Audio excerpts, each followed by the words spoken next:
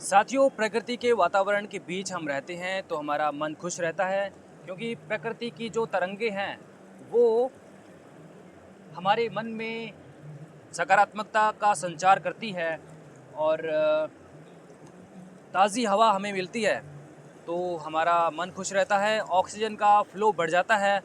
तो कहने का भाव ये है कि जितना हम प्रकृति के बीच में रहेंगे उतना ज़्यादा हमारा मन खुश रहेगा।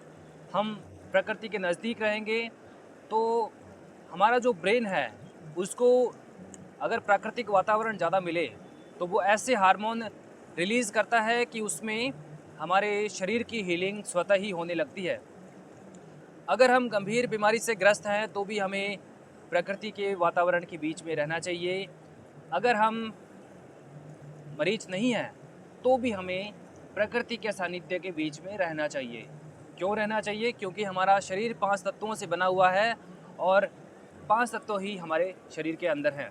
तो इस प्रकार से तत्वों का जो कॉम्बिनेशन है वो आपस में मैच हो जाता है तो तत्व आपस में खुश रहते हैं, क्योंकि उनके बीच में एक समन्वय स्थापित हो गया है, एक बैलेंस बन गया है। तो इस तरह से अगर हम करते हैं तो हमारा मन खुश होने की वजह से शरीर की हीलिंग जो है वो स्वतः ही हो जाती है और बाकी जो मानसिक बीमारियां हैं उनसे भी काफ़ी हद तक हमें निजात मिलती है। हमारा शरीर जो है उसको जो चाहिए होता है अगर वो हम दे देते हैं कोई अच्छी चीज़, तो हमारा जो दिमाग है वो पॉजिटिव हार्मोन रिलीज़ करता है, जिसकी वजह से शरीर में जो पॉजिटिविटी बढ़ती जाती है तो उस कारण से जो नकारात्मकता है, जो अशुद्धियाँ हैं, जो बीमारी के कीटाणु हैं वो ख़त्म होने लगते हैं और हम धीरे धीरे स्वस्थ होने लगते हैं।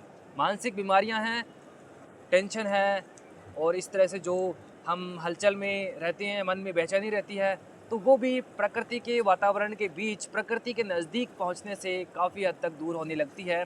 और इसमें अगर हम एक चीज़ और ऐड कर दें, नदी किनारे बैठ के या फिर प्रकृति के बीच में जाकर, प्राकृतिक जगह पर जाकर हम अगर परमात्मा में ध्यान भी लगाते हैं, तो वो चीज़ और भी ज़्यादा बेनिफिशियल होती है। भगवान की शक्ति भी हमारे अंदर आने लगती है। साथियों, वंदे मातरम।